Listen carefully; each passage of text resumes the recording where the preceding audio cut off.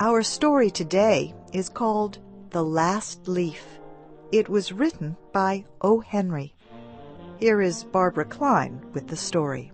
Many artists lived in the Greenwich Village area of New York.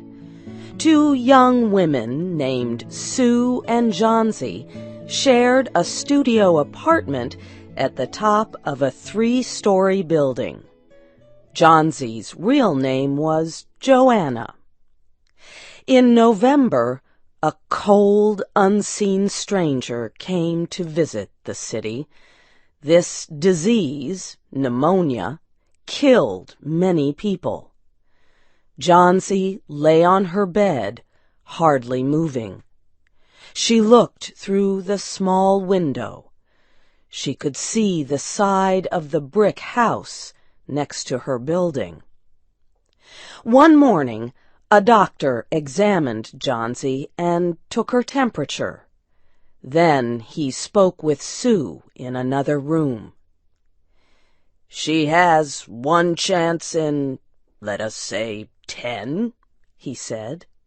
"And that chance is for her to want to live. Your friend has made up her mind that she is not going to get well. Has she anything on her mind?" She wanted to paint the Bay of Naples in Italy some day," said Sue. "Paint?" said the doctor. "Bosh! Has she anything on her mind worth thinking twice? A man, for example?" "A man?" said Sue. "Is a man worth— But no, doctor, there is nothing of the kind." "I will do all that science can do," said the doctor. "But whenever my patient begins to count the carriages at her funeral, I take away 50% from the curative power of medicines." After the doctor had gone, Sue went into the workroom and cried.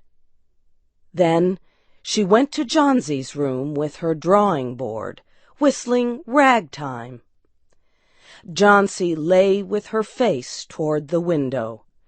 Sue stopped whistling, thinking she was asleep. She began making a pen and ink drawing for a story in a magazine. Young artists must work their way to art by making pictures for magazine stories. Sue heard a low sound, several times repeated. She went quickly to the bedside. Johnsy's eyes were open wide. She was looking out the window and counting backward. 12, she said, and a little later, 11, and then 10, and 9, and then 8 and 7, almost together. Sue looked out the window. What was there to count? There was only an empty yard and the blank side of the house 7 meters away. An old ivy vine, going bad at the roots, climbed halfway up the wall.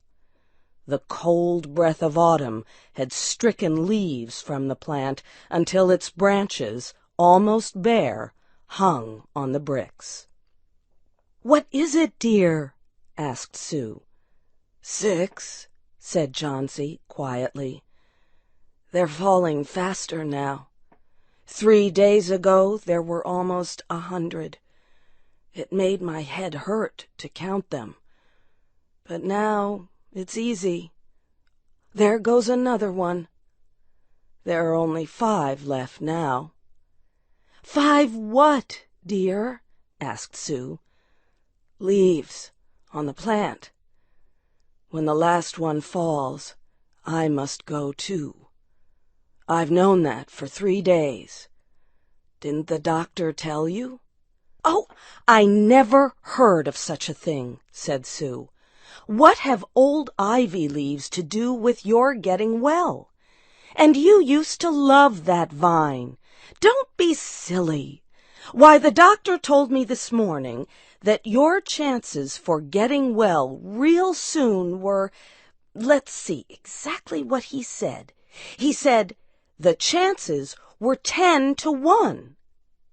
Try to eat some soup now, and let me go back to my drawing so I can sell it to the magazine and buy food and wine for us."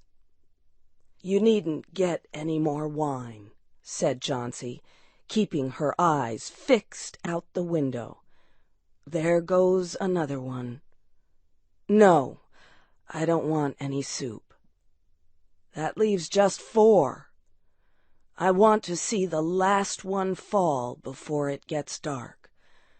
Then I'll go too." "Johnsy, dear," said Sue, "will you promise me to keep your eyes closed and not look out the window until I'm done working? I must hand those drawings in by tomorrow."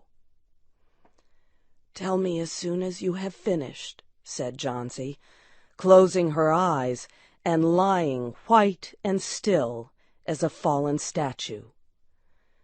"I want to see the last one fall. I'm tired of waiting. I'm tired of thinking. I want to turn loose my hold on everything and go sailing down, down, just like one of those poor, tired leaves."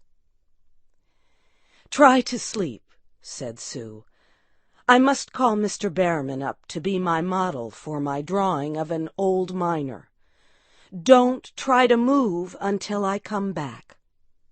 Old Behrman was a painter who lived on the ground floor of the apartment building. Behrman was a failure in art. For years he had always been planning to paint a work of art, but had never yet begun it. He earned a little money by serving as a model to artists who could not pay for a professional model.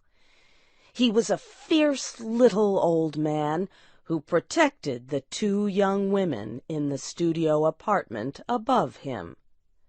Sue found Behrman in his room. In one area was a blank canvas that had been waiting 25 years for the first line of paint.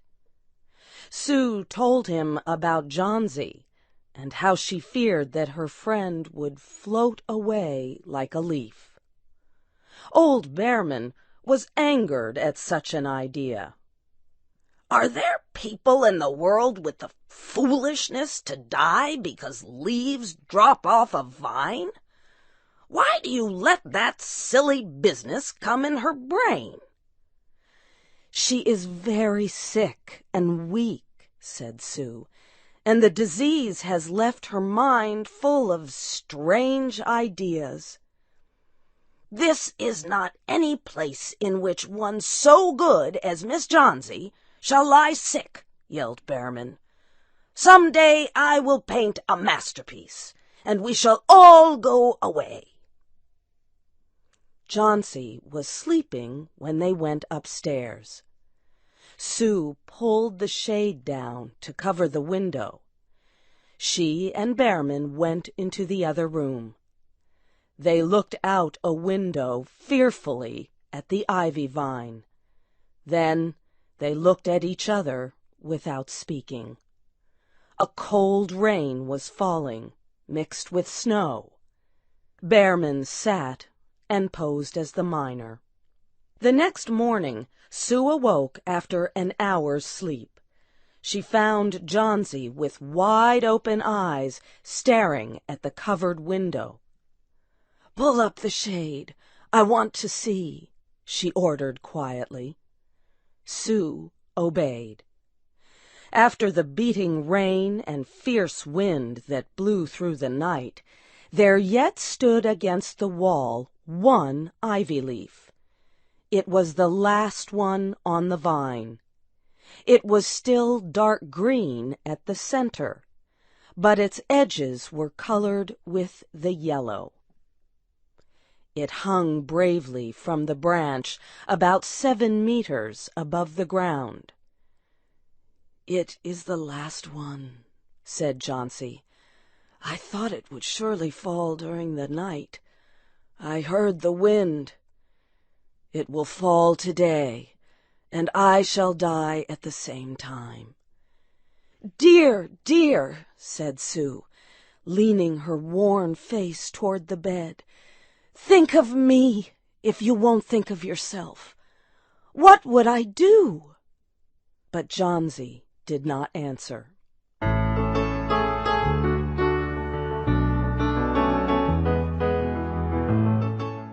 The next morning, when it was light, Jauncey demanded that the window shade be raised.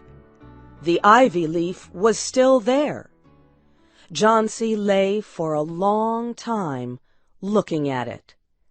And then she called to Sue, who was preparing chicken soup. "I've been a bad girl," said Jauncey. "Something has made that last leaf stay there to show me how bad I was. It is wrong to want to die. You may bring me a little soup now." An hour later she said, "Some day I hope to paint the Bay of Naples." Later in the day the doctor came, and Sue talked to him in the hallway. "Even chances," said the doctor. "With good care, you'll win. And now I must see another case I have in your building. Behrman, his name is. Some kind of an artist, I believe. Pneumonia, too. He is an old, weak man, and his case is severe. There's no hope for him, but he goes to the hospital today to ease his pain." The next day the doctor said to Sue, "She's out of danger. You won. Nutrition and care now. That's all." Later that day, Sue came to the bed where Jauncey lay and put one arm around her. "I have something to tell you, White Mouse," she said. "Mr. Behrman died of pneumonia today in the hospital. He was sick only 2 days. They found him the morning of the first day in his room downstairs, helpless with pain. His shoes and clothing were completely wet and icy cold. They could not imagine where he had been on such a terrible night. And then they found a lantern, still lighted, and they found a ladder that had been moved from its place, and art supplies and a painting board with green and yellow colors mixed on it. And look out the window, dear, at the last ivy leaf on the wall. Didn't you wonder why it never moved when the wind blew? Oh, darling, it is Behrman's masterpiece. He painted it there the night that the last leaf fell." You have heard the story The Last Leaf by O. Henry. Your storyteller was Barbara Klein.